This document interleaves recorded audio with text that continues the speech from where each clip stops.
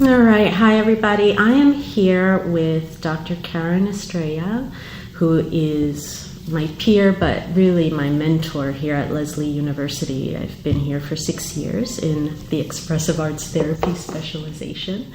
And she has been my coordinator of the specialization, and we'll talk to her a little bit about her work, which is really interesting and emerging and changing and developing over such a lifetime of service to our profession, which I'm so grateful for.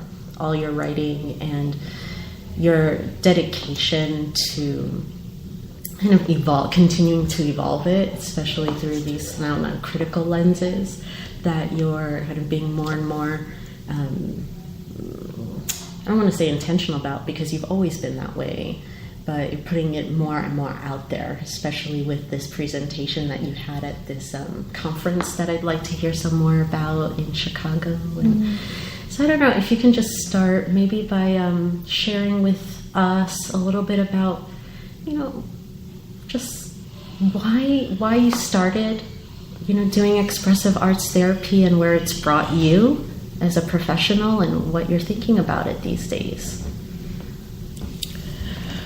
I've been doing expressive arts therapy for a long time. So I started in the early 80s. I came here to Lesley as a student, in part because I had been an undergraduate music therapy major, and I really wanted to take a more multimodal approach. And during my undergraduate studies, I was told about Lesley, and so came really with the thought that I could combine music and dance therapy, but then when I got here, realizing that expressive arts therapy was much more than just one mode and plus one mode equals multimodal, that it was more of a philosophy of the whole, really, and sort of a recognition of the common place from which all of the arts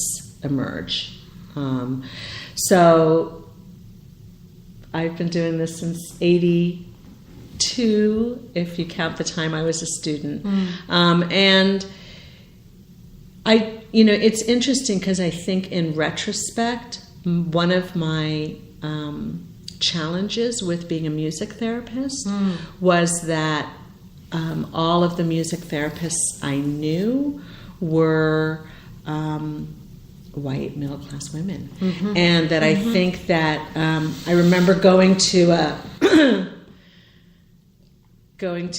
music therapy conference early in my career and feeling as though I was in a demographic that didn't really feel like it reflected me very much. Right. That said, I think, my own identity has kind of emerged over the years.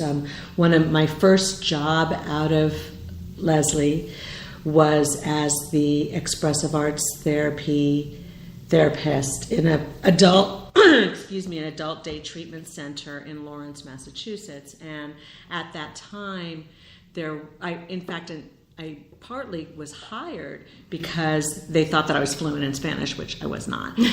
But my Spanish was good enough to be able to allow me to be part of what they had at the time, which was a kind of program within a program.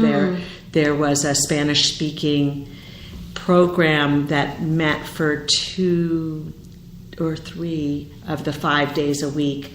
I think it was 2 days a week. There was a social worker there who, shout out to Cynthia Yerak, who actually became one of the co-directors of the counseling center here at Lesley. Ironically enough, we followed paths here. But at the time, she was the coordinator of the Spanish-speaking program in our day treatment program. So I was able to do some work. Then I worked there for 5 years in Lawrence and was able to speak Spanish every day, which was pretty amazing. And really, I think allowed me to feel like I was still me, you know. I mean, it's, you know, I think that being here at Lesley has been a pretty long and lonely road in that regard. I think for a long time I felt pretty isolated and feel still like, because the university is a predominantly white university, that's right, that I still need to go other places to feel like I get that sense of home. And so right now I work, you know, one afternoon a week in a public school in Boston, and, you know, I walk into that place and I feel like, oh, my people, you know, like, you know, it's real. So aside from that, you know, I think that my commitment within the coursework that I teach in terms of teaching, it's not separate from who I am, you know, like it's not like an add-on. My teaching about my view through both a multicultural lens and a lens that includes the dynamics of power, privilege, and oppression. And, you know, so I've been very lucky to have had many, many years of my time teaching here, being able to teach that core course in our curriculum. Which you also, my understanding, is developed originally? No, or part of you know, it's the been movement to integrate it into our core curriculum. It's been... Because it wasn't originally a part. You know, it was. When I was a student here in 82, there was a course called Societal and Cultural Perspectives. Okay. And so, you know, that perspective has actually been throughout the program. And I would say Margnesi Catano, if anybody, was the person who really carried that vision through. Gotcha. Until That's it really became PPO. Institutional and historical knowledge to have. So, yeah. Because, yeah, that kind of thread, which is the social justice thread, ultimately, but particularly for our work, right, is at a critical, like, tipping point too now with what, I mean, I guess we could say that at any point in history of this kind of generation that you've lived through as well, but kind of seeing the work now, like, and what's happening in our kind of societal context now, like, how do you see your teaching? What's your role now as a therapist, as an expressive arts therapist or an expressive arts therapist, mentor or supervisor or teacher? Like, because you have your own blog spot that you write about and you're publishing around kind of identity issues as well. So what is kind of now your feeling about evolving kind of this societal and culture course and PPO course into these ideas that you're thinking about with regards to, like, mestiza consciousness and pulling from a variety? You know, it's just a continuation. It doesn't feel like it's really something new I'm doing. It really doesn't. I mean, I think, you know, back in 2008, I believe it was, I developed this expressive therapy and social action course, you know. So that's the one you developed. Yeah. Right, so, you know, right. that course didn't exist before. It was really an opportunity for me to integrate critical psychology and community psychology, in particular eco-psychology, those kind of I think more marginalized perspectives within the greater field of counseling and psychology into our curriculum. And you know, I think interestingly enough, it didn't really fly, if I can say it that way, because we have, you know, our students only have a few choices of courses they can take, and in the end that was not a course they would choose to take, you know, the expressive therapy and social action course. So, you know, it's had many iterations. There was a while when it was a required elective course for our low residency students, right? And so when students were forced, as it were, to take it, they got a lot out of it. But when students had the choice to take it, they didn't often take it. So I think that, I'm not sure. I think as a a banner, sort of by itself, it's a hard sell. But I think that there's a lot more awareness, and even that has kind of ebbed and flowed within our student body of needing to take a more critical perspective on our work. And so, for me, it's just I think the questions of identity, the questions of power and privilege, the questions of culture, the questions of, and I think when I say power and identity, I did my dissertation work on social class identity and therapists. And so, like the intersectionality of that and the multiplicity of that, those are threads that, for me, just have continued from the beginning. And so the excitement of having more faculty of color, of having more conversations that really elevate these questions, the introduction of students who are taking a much more critical perspective, like all of those things have just been, like, for me, bonuses. They've been a vehicle by which I can continue to work. But for me, it just feels like I keep trying to find venues to talk about it, I keep trying to find ways to keep coming back to the same questions, because they're also very personal questions, like, how much do I have to perform my identity as a Latina in order to be recognized as a Latina, is a very real question for me every day that I come to this institution, Lesley University, for example. So I think that unless I perform it, people assume I'm white, and then that assumption, not that I don't have white skin privilege, I certainly do, but what it negates about my experience in the world, I think is real. And so, that's something, and, that's something that is just a part of my ongoing, search for meaning and truth, So how have you kind of negotiated or managed that additional emotional labor that coming into a predominantly white institution over a generation of doing this work over time, and kind of doing this before it's become now trendy too, right? Like, if we think of your class that you conceptualized in 2008 and we think of the social context at the time, right? It was very much needed. Communities of color always have been kind of also using the arts, not just as therapy, but their acts of art making were therapy, are therapy, have been therapeutic, right?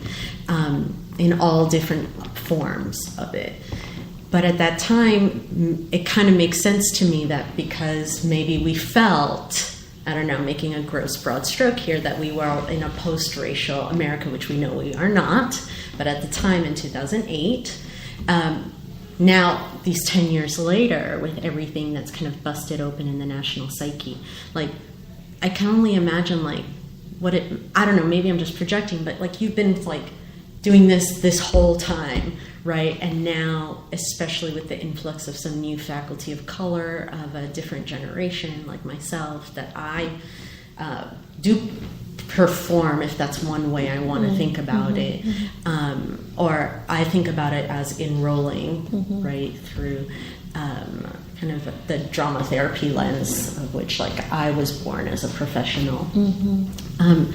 Like, how have you managed that personal part, like that self-care part? I think too is important for our emerging scholars and practitioners of color in particular, but anyone who feels marginalized, right? Because our profession too has carried that, I think, as well, like always fighting from the sidelines, and now kind of how do we center ourselves, not legitimize per se, but center our profession and ourselves. How do you maintain it, right? Because we have multiple intersectional identities of students coming through now, that it's not just, it's not just race, right? There's socioeconomics, it's the multiple intersectional epistemologies that, but then within those, who are the most vulnerable, right? how have you been able to maintain your stamina and your endurance and your capacity to stay engaged in being curious, right? Your latest work is particularly, like you said, it's not a change, it's not something new. Maybe it's an evolution, but it's something you've always been doing. So how do you maintain that over a lifetime? Like, do you have any thoughts or any advice to people around? Well, self-care is self-care. Supervision, therapy, relationships with people I care about, art. Art keeps evolving. Art is always there. Art, I get a tremendous amount of self-care just from reading, going to plays, going to art shows, doing, by engaging in both receptive and expressive forms of art making. But, I think that,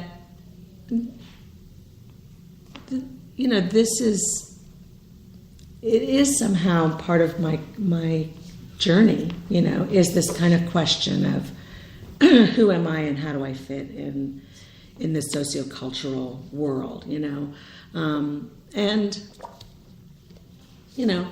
I've embraced that. I've been really lucky to have the opportunity to write about that, and I've been invited many times to write about that. I was not too long ago, a couple of years ago, invited to be part of a panel on in the music therapy community on working with different cultural groups, and it's interesting, because even that, like, I was asked to sort of offer the Latinx perspective. And I had a lot of issues at the time, and still kind of do, with that kind of separating out as if, one person can speak for all Latinos. But I also felt like what a privilege, to be able to kind of to be able to speak to the rich complexity of that group, and to also, in that, because that's the kind of person I am, and there was an invitation to that, to tell my own story. So, I feel like it just keeps coming around. And so the mestiza consciousness, comes from Anzaldua's work, and she was also, a woman who felt compelled to try to understand and express the experience of living at the borders, of not being in an essentialized place, these but borderlands. Yes, the borderlands, and it's honestly just something I resonate with, partly as a Puerto Rican, who comes from a mixed race background, and who, my people, are Spanish, indigenous, Taino, African, that is what makes a Puerto Rican, and so, again, for me, it's not like, it feels weird to have to make it explicit. It's like, that's what it is. And like, I guess I feel a tiny bit like, I don't need to defend that, so there's, which I'm not sure what that's about. It's about a lot of things, but so her work speaks to me. Yeah. And I think her work spoke to many people. She was really, she was across multiple disciplines. Absolutely, she was kind of, and she, interestingly enough, really used her experience of the arts, of writing and image and active imagination in a way that wasn't put on. It was natural to her to do it that way. Right. And so, is that an indigenous, quote unquote, process? I mean, I think that humans make art. Right. Is it an inherent process? Right? Is it something that comes from just being a human being? Yeah, I mean, I do think, that many marginalized communities have a kind of richer experience of their arts, in part because they've had to preserve them under duress, That's right. So, I mean, that said, I think that it's also this mestiza consciousness and border crossing consciousness. Also, I think, conveniently offers just a nice metaphor for expressive arts therapy, because it is a field that I think has chosen not to define itself singularly as art or dance or music, but as that really has seen itself as a inclusive, if I can put it that way. You say radically inclusive approach, and I think it's really tried not to define itself as strictly as therapy, but as educators, consultants, and artists, and really try to see itself as having these three paths and having an international scope rather than a strictly American perspective, even though certainly it came out of the States, So it's an interesting vision. I think it's a very ambitious vision, and I think we're trying to live into it. So, but I see that the mestiza consciousness offers a metaphor for that. Definitely. And so I'll try to write more about that and think more about that. I've been trying to. It was something I started to write about several years ago when I was on sabbatical. But I'll keep trying to do that. And we're going to link to your blog spot about it, and kind of also offer some references that we've been talking about, so people can also read up some more around Anzaldúa and other kind of writers who could also influence our thought that aren't maybe technically within kind of our kind of specialization of theorists or scholars, but that have also been doing the work, right, in parallel universes that we can also kind of draw from or cultivate from. So if you were to kind of imagine where you want to see our field go, right?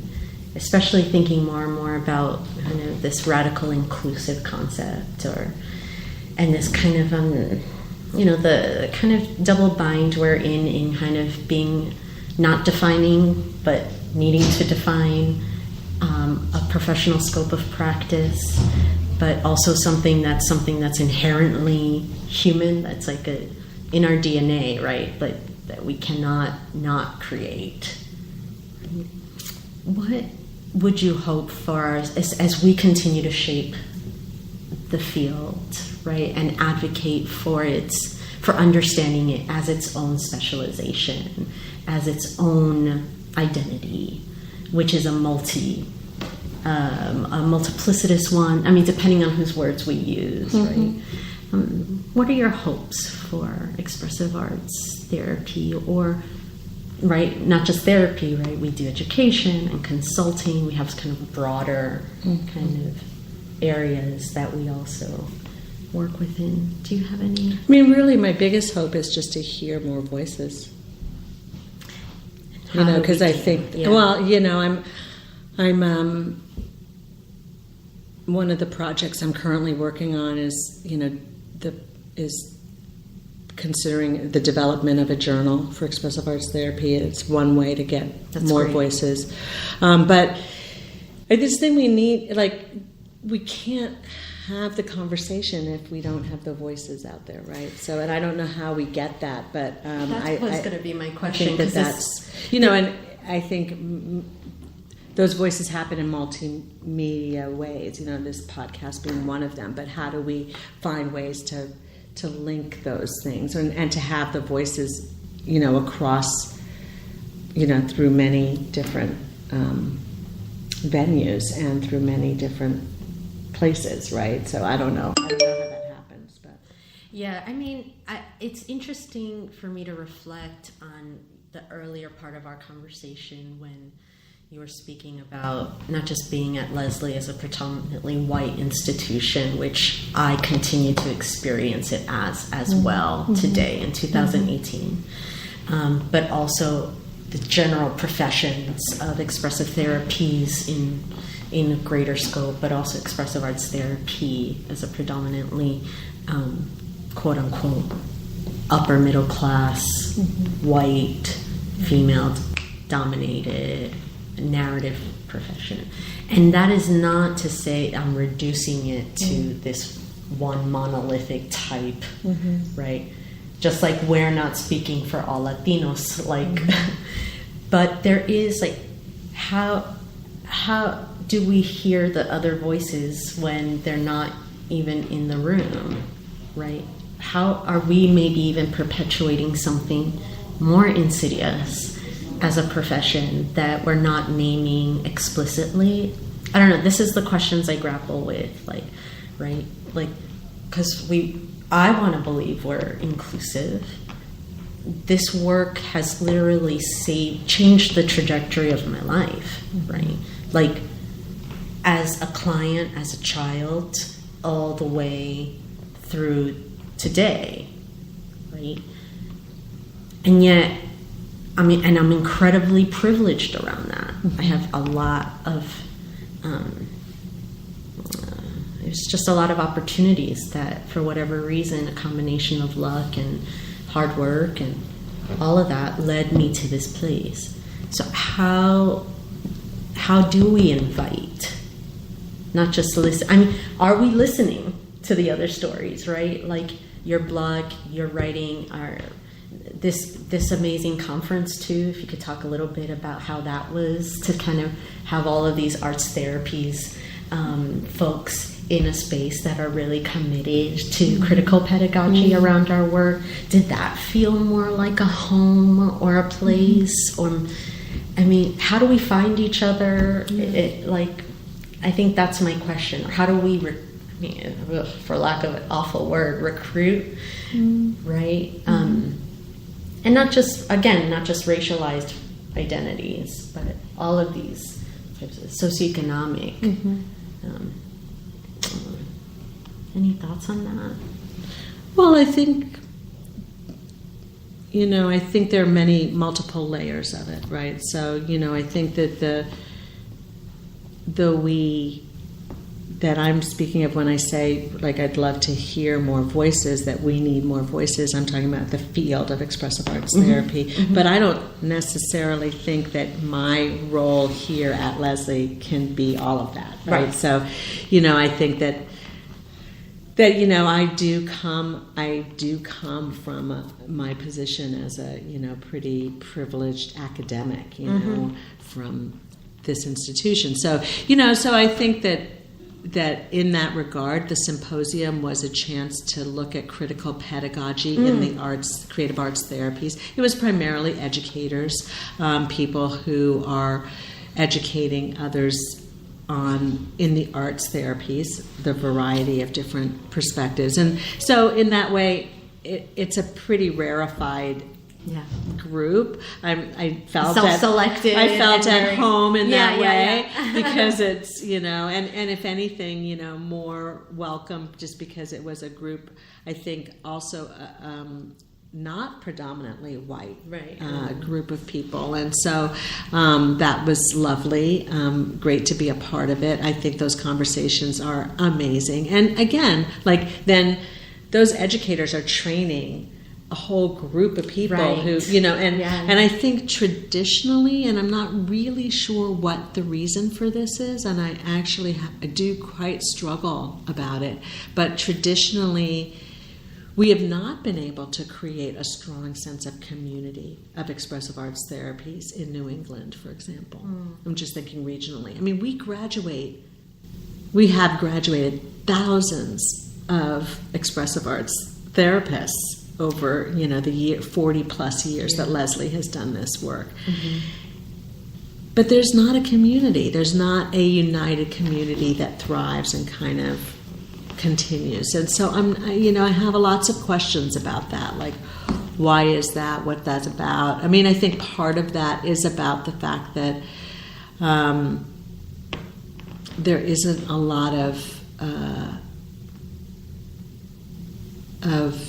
I don't know. I was going to say, there isn't a lot of room within the institution itself to maintain those relationships, just because we have a lot of work. Right. But I don't know. I'm curious about that. So I don't know what it is that would allow and help that community to kind of grow. But I do think that, the voices, I don't know. I don't know. I'm stuck with that. I mean, that's just one small piece. That's just therapists who are, doing expressive arts, specialization, work. Yeah, it's just one small group. So I don't know. So then, in kind of closing just this conversation, I hope is one of many more in the future to come. I'm wondering,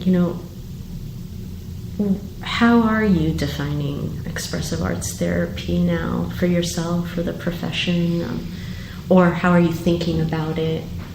So I really do distinguish expressive arts therapy from educating, consulting, and artist, for change work. I really do, think that it's a mental health profession. I really do see it as, I think that our students do expressive arts therapy and mental health counseling, and I think that for me, the power of the work in that context is really about bringing the arts into institutions that are looking for mental health change. I mean, so in that regard, a real inside the system kind of approach. I think that expressive arts therapy has much broader, applications and ability, but there's a huge need for mental health services in our communities, and we have something unbelievable, incredible to offer. We do. So I see that as my work when I teach students, of really helping them to be able to go into really broken systems and bring their work in. I mean, I don't know, we also need big policy change and big policy people, but I'm a real, on the grounds, do it with the clients, person, but change. Yeah. Or make significant, meaningful impact in everyday ways with this work. So if you were to give kind of just some advice, final closing thoughts or words around, why is it important? On our days when, we're maybe weary, or we're maybe even as emerging professionals kind of feeling a bit diffused, right? Maybe I'm pulling more towards art or one form or music, rather than kind of centering ourselves in the expressive arts, right? As the whole, the way you've noted. Mm-hmm. How can we remember, right? Put back together, right? Who we are as professionals, to keep going, to keep staying in that kind of curious place about our work, to kind of elevate it, amplify it, and not legitimize it per se, because it's as legit. But do you have any final kind of thoughts on or advice on that for us? For me, I mean, what keeps me going in the work is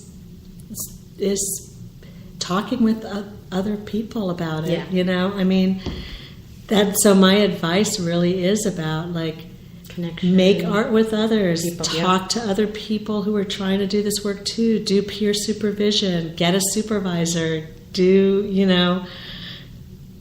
in relationship, go with other people to see the ICA show on Black feminism. I mean, for me, that's which was amazing and just closed. But yeah, you know, I mean, that's, you know, but that's, those free opportunities, I mean, these are also not things just, that you necessarily have to have money for, but it does require kind of a coordinated, intentional effort, right? Which can feel at times overwhelming, especially in graduate training.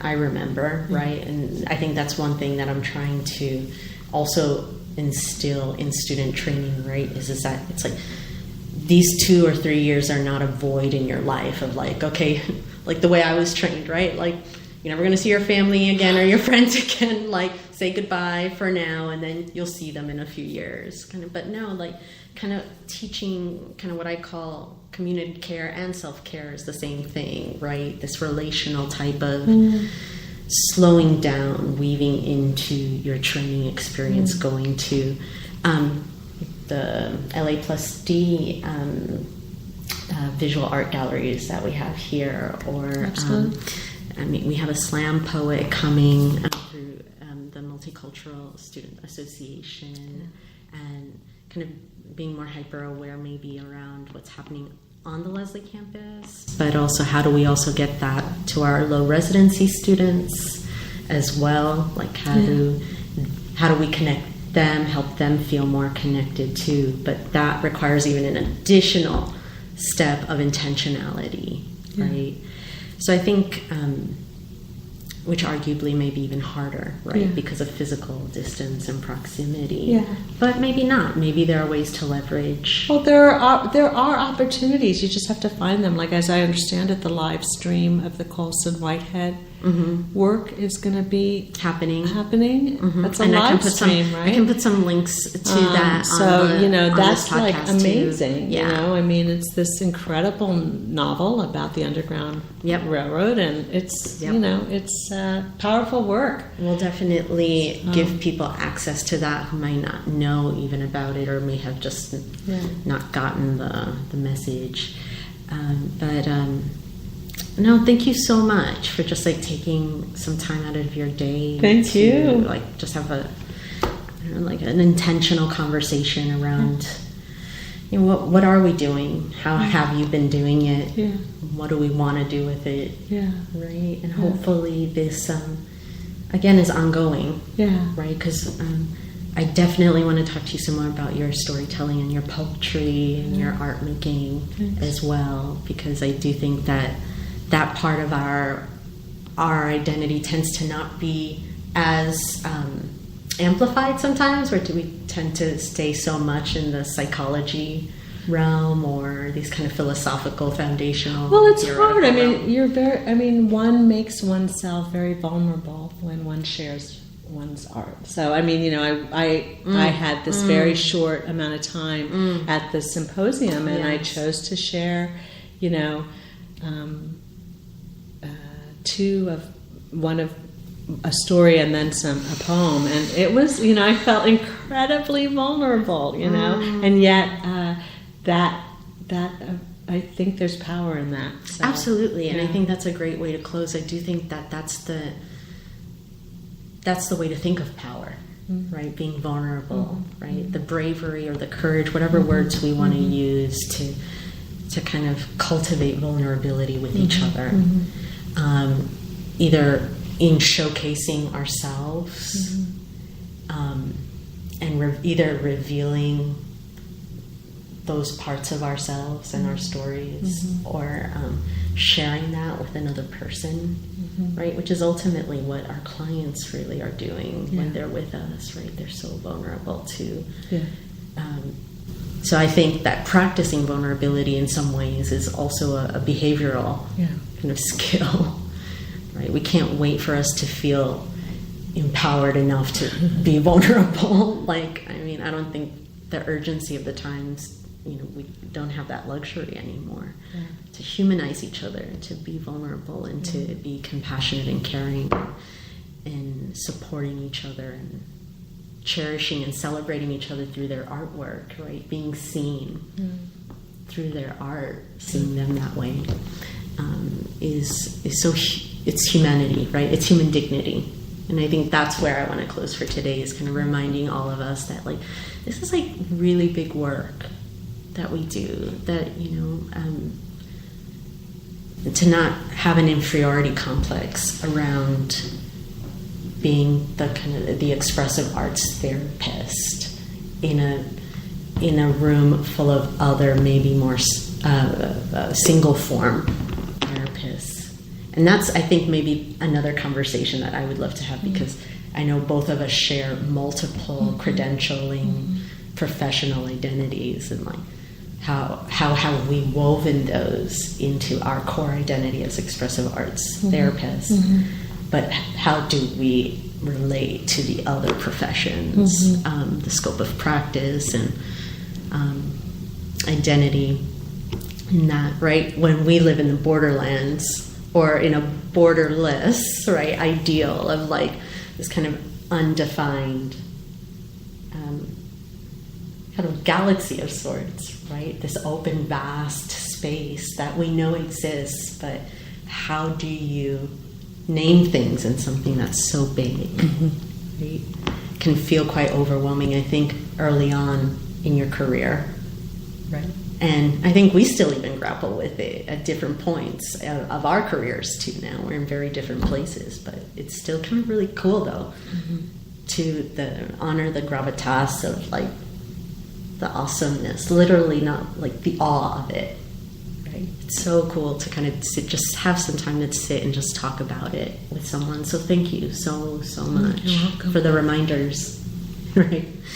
So that's it for today. Really appreciate your time. You're welcome. All right. Bye, all.